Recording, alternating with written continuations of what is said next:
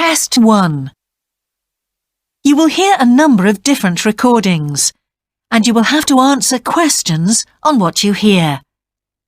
There will be time for you to read the instructions and questions, and you will have a chance to check your work. All the recordings will be played once only. The test is in 4 sections.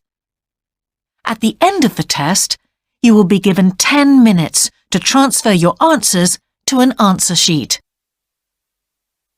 Now turn to Section 1. Section 1. You will hear a man phoning to inquire about a job vacancy. First, you have some time to look at questions 1 to 4.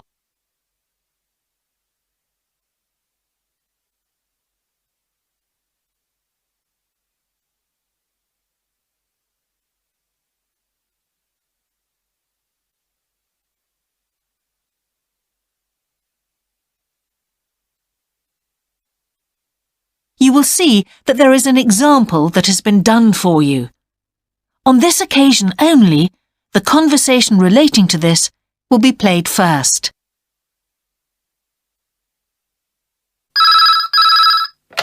Good evening, King's Restaurant. Good evening. I'm ringing about the job I understand you have vacant. Oh, yes. The job vacancy is at a restaurant, so a restaurant has been written in the space. Now we shall begin.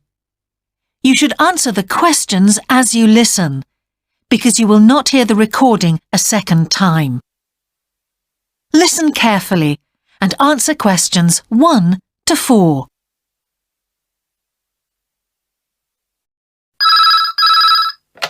Good evening, King's Restaurant. Good evening. I'm ringing about the job I understand you have vacant. Oh, yes. I'd like to find out a few more details, if I may. Yes, of course. Can I take your name? It's Peter Chin. OK, Peter. Well, if you want to ask about the job, and then if we're both still interested, we could arrange for you to come for an interview. Great, thanks. I'm afraid I missed the advert for the job, but heard about it from a friend. That's no problem at all. What would you like to know? Well, what sort of work is it? Washing up? It's answering the phone. Oh, right, fine. And not waiting at table. That'd be good. And how many nights a week would it be? Well, we're really only busy at the weekend. So 2 nights? 3, actually, so it would work out at 12 hours a week. That'd be fine. It wouldn't interfere with my studies. Are you at the university? Yes, first-year physics student. Oh, right. And because I'm not an EU national, would I need a work permit? Yes, you would. Just get your tutor to sign it. That wouldn't be a problem if I were to get the job. Where exactly is the restaurant? Well, we have 2 branches. The one we're recruiting for is in Hillsdon Road. I don't know that. How do you spell it, please? It's HILLSDUNNE Road. Got that. Thanks. Is it near a bus stop? Yes, the nearest one would probably be just beside the library. Oh, yes, I know it. That'd be fine for me. And could I ask about the pay? We're offering £4.45 an hour. That's very good. My last job was £3.95 an hour. Before you hear the rest of the conversation, you have some time to look at questions 5 to 10.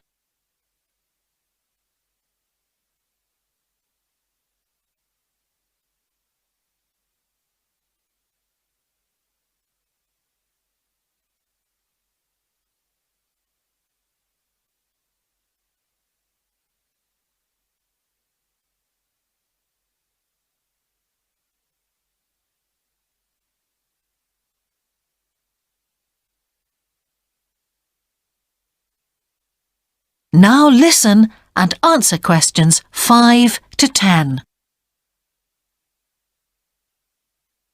We feel it's pretty good, and we also offer some good fringe benefits. Really? Well, we give you a free dinner, so you eat well. Right. Better than hostel food. We certainly hope so. And we also offer extra pay for working on national holidays. Oh, that's a really good perk, isn't it? Yes, we think so. And then because of the difficulties of getting public transport, if you're working after 11 o'clock, we drive you home. Oh, that's good to know. Well, we'd certainly be interested in inviting you for an interview, if you're still interested. Oh, yes, certainly. Could I just also ask what qualities you're looking for? Well, for this particular job, we want a clear voice, which you obviously do have. Thanks.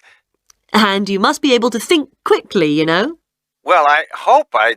So, when could you come in for an interview? We're actually quite quiet tonight. Sorry, I couldn't come tonight. Or tomorrow, I'm afraid. Thursday's okay. That'd be 22nd of October? Fine. After 5 p.m.? Yes, fine. Would 6 o'clock be okay? Perfect. And could you bring along the names of 2 referees? Yes, that's fine. No problem. Good. I look forward to seeing you. Oh, by the way, who should I ask for? Oh, yes, of course. Sorry. My name is Samira Manuja. Can you spell that, please? Manuja.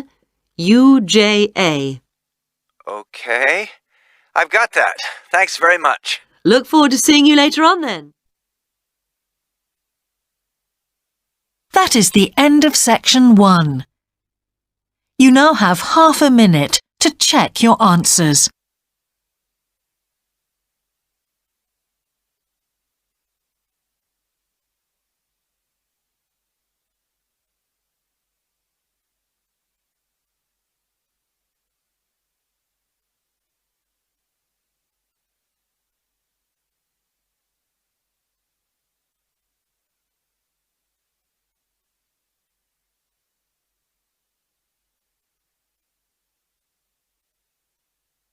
Now turn to section 2.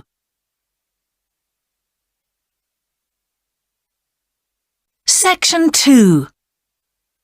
You will hear part of a radio programme about the opening of a new local sports shop.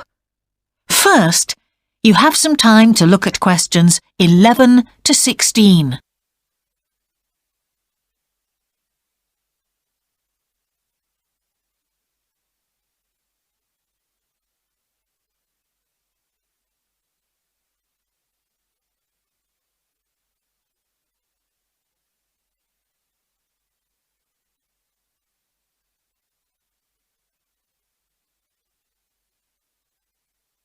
Now listen carefully and answer questions 11 to 16. Now we go to Jane, who is going to tell us about what's happening in town this weekend. Right, thanks Andrew. And now on to what's new. And do we really need yet another sports shop in Bradcaster? Well, most of you probably know Sports World, the branch of a Danish sports goods company that opened a few years ago. It's attracted a lot of custom, and so the company has now decided to open another branch in the area. It's going to be in the shopping centre to the west of Bradcaster, so that will be good news for all of you who found the original shop in the north of the town hard to get to. I was invited to a special preview, and I can promise you, this is the ultimate in sports retailing. The whole place has been given a new minimalist look with the company's signature colours of black and red. The first 3 floors have a huge range of sports clothing as well as equipment. And on the top floor, there's a cafe and a book and DVD section. You'll find all the well-known names, as well as some less well-known ones. If they haven't got exactly what you want in stock, they promise to get it for you in 10 days. Unlike the other store, where it can take up to 14 days. They cover all the major sports, including football, tennis and swimming. But they particularly focus on running, and they claim to have the widest range of equipment in the country. As well as that, a whole section of the 3rd floor is devoted to sports bags, including the latest designs from the States. If you can't find what you want here, it doesn't exist. before you hear the rest of the programme 17 to 20. The shop will be open from 9 a.m. this Saturday, and if you go along to the opening, then you'll have the chance to meet the national 400 metres running champion Paul King, who's coming along to open the shop. And he will be staying around until about midday to chat to any fans who want to meet him and sign autographs. Then there will be a whole range of special attractions all weekend. There will be free tickets for local sporting events for the first 50 customers, and also a special competition open to all. Just answer 15 out of 20 sports questions correctly to win a signed copy of Paul King's DVD Spring Tips, while the first person to get all the questions correct gets a year's free membership of the Bradcaster Gym. All entrants will receive a special sports calendar with details of all Bradcaster fixtures in the coming year. One of the special opening offers is a fitness test, a complete review of your cardiac fitness and muscle tone, actually done in the shop by qualified staff. This would normally cost £30, but is available at half price for this month only. There are only a limited number of places available for this, so to make a booking, phone 560 341. In addition, if you open an account, you get lots more special offers, including the chance to try out equipment at special open evenings. That is the end of section 2. You now have half a minute to check your answers.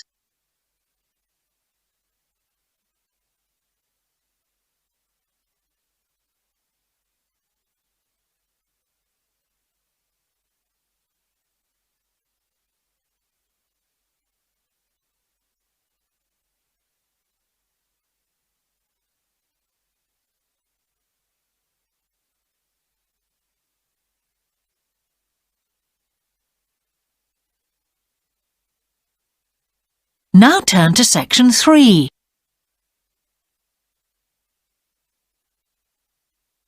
Section 3. Two overseas students called Spiros and Hiroko have just finished the first semester of their university course.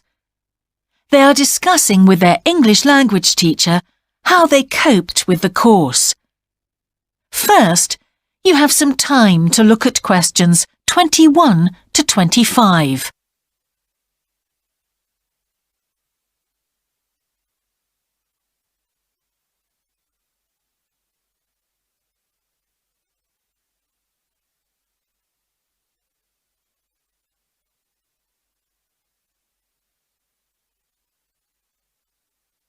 Now listen carefully and answer questions 21 to 25. Before we start, Spiros and Hiroko, thanks for coming in today to talk about your recent study experiences, and congratulations to you both in doing so well in your first semester exams. Thank you. I'd like to discuss with you the value of the English for Academic Purposes course you did here last year before starting your university course. Spiros, if I could start with you, what parts of the program have now proved to be particularly valuable to you? I think that having to do a seminar presentation really helped me. For example, a couple of weeks ago in our marketing subject, when it was my turn to give a presentation, I felt quite confident. Of course, I was still nervous, but because I had done one before, I knew what to expect. Also, I know I was well prepared, and I had practiced my timing. In fact, I think that in relation to some of the other people in my group, I did quite a good job, because my overall style was quite professional. What about you, Hiroko? That's interesting. In my group, I was really surprised by the way the students did their presentations. They just read their notes aloud. Can you believe that? They didn't worry about their presentation style or keeping eye contact with their audience. And I remember that these things were really stressed to us in the course here. So, how did you approach your presentation, Hiroko? Well, to speak frankly, I read my notes too. At the time, it was a relief to do it this way, but actually when I had finished, I didn't feel any real sense of satisfaction. I didn't feel positive about the experience at all. That's a pity.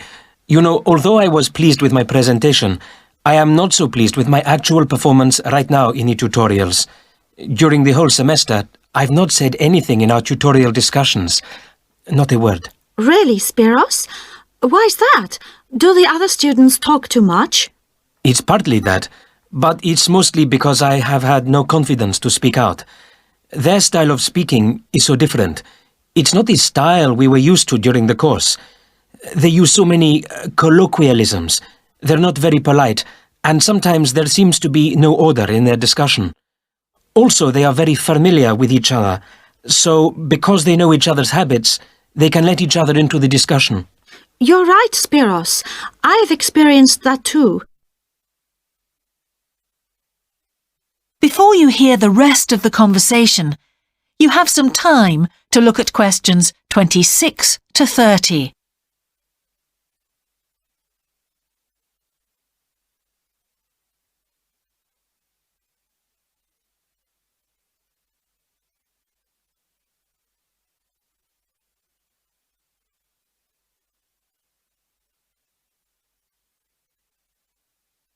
Now listen and answer questions 26 to 30. For most of this semester, I've said absolutely nothing in tutorials. But recently, I've been trying to speak up more, and I just jump in, and I've noticed an interesting thing. I've noticed that if they thought my point was interesting or new, then the next time they actually asked for my opinion. And then it was much easier for me to be part of the discussion. Oh, that's great, Hiroko. I hope that happens for me next semester. I'll have to work hard to find some interesting points. What helped you to find these ideas? I think that one thing that helped me with this was the reading. I've had to do so much reading this semester just to help me make sense of the lectures.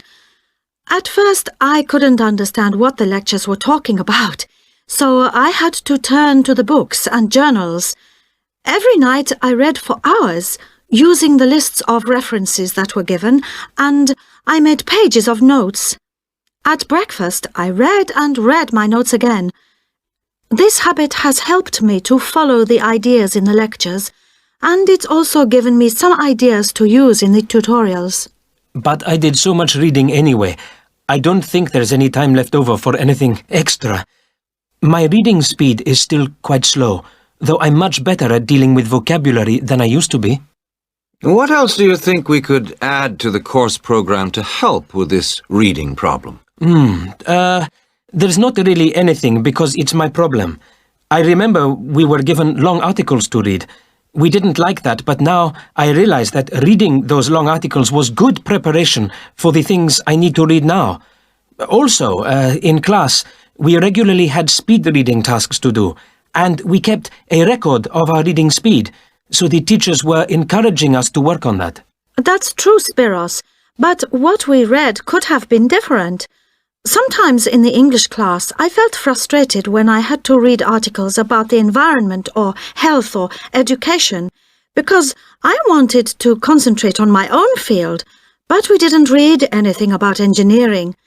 So I think I wasted some time learning vocabulary I didn't need. But surely the strategies you were taught for dealing with that vocabulary were helpful? Yes, but psychologically speaking, I would have felt much better working on reading from my own field. What do you think, Spiros? Oh, I agree. That would have helped my confidence too, and I would have been more motivated. It was good, though, that we could work on our own topics when we wrote the research assignments. Okay, let's move on to writing now and... That is the end of section 3. You now have half a minute to check your answers.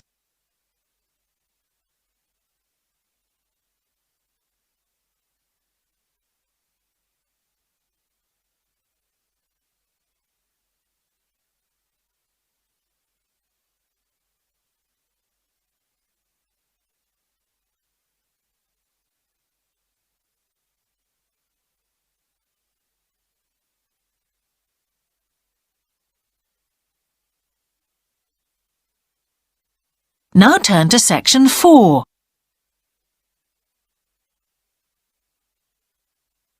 Section 4. You will hear part of a lecture about a problem related to the behaviour of certain sea creatures. First, you have some time to look at questions 31 to 40.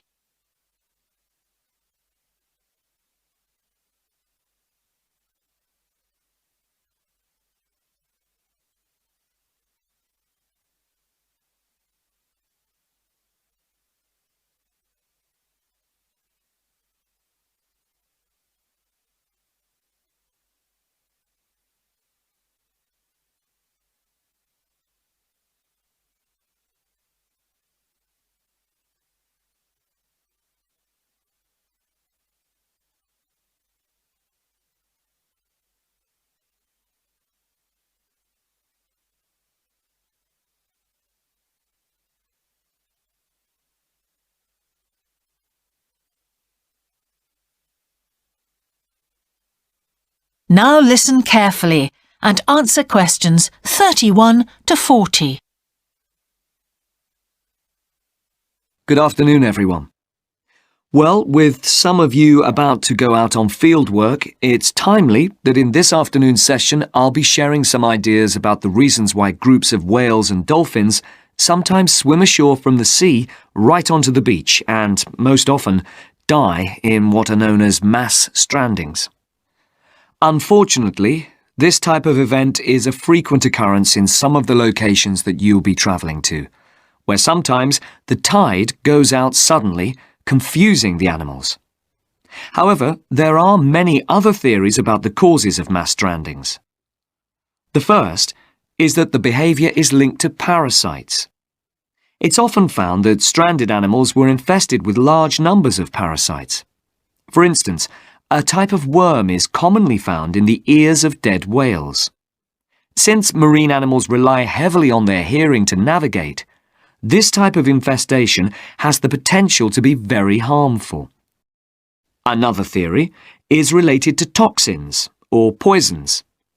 These have also been found to contribute to the death of many marine animals.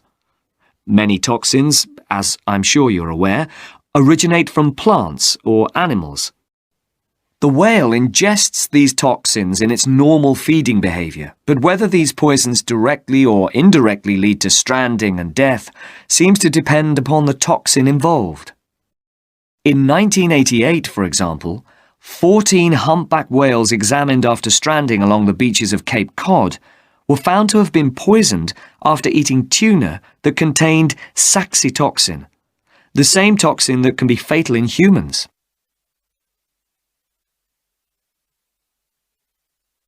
Alternatively, it has also been suggested that some animals strand accidentally by following their prey ashore in the confusion of the chase. In 1995, David Thurston monitored pilot whales that beached after following squid ashore. However, this idea does not seem to hold true for the majority of mass strandings because examination of the animal's stomach contents revealed that most had not been feeding as they stranded. There are also some new theories which link strandings to humans. A growing concern is that loud noises in the ocean cause strandings. Noises such as those caused by military exercises are of particular concern and have been pinpointed as the cause of some strandings of late. One of these, a mass stranding of whales in 2000 in the Bahamas, coincided closely with experiments using a new submarine detection system. There were several factors that made this stranding stand out as different from previous strandings. This led researchers to look for a new cause.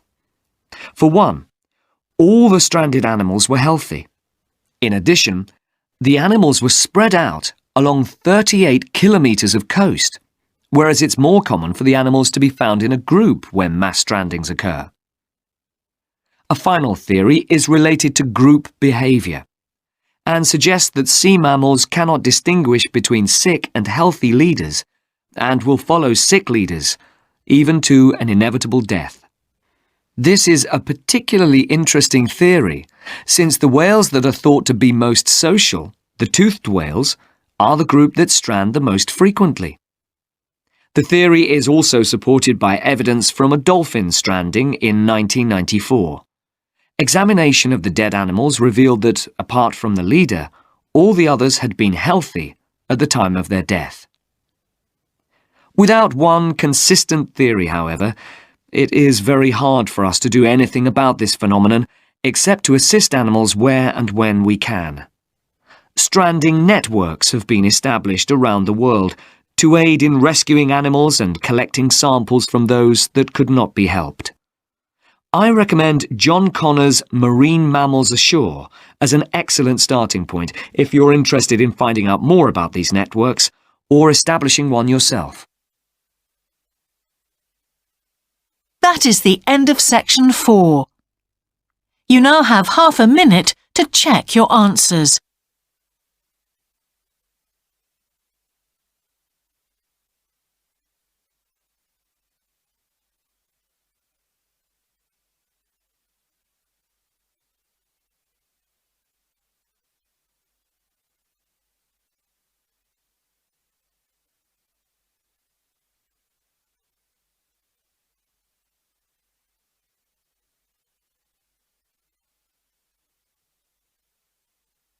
That is the end of the listening test. In the IELTS test, you would now have 10 minutes to transfer your answers to the answer sheet.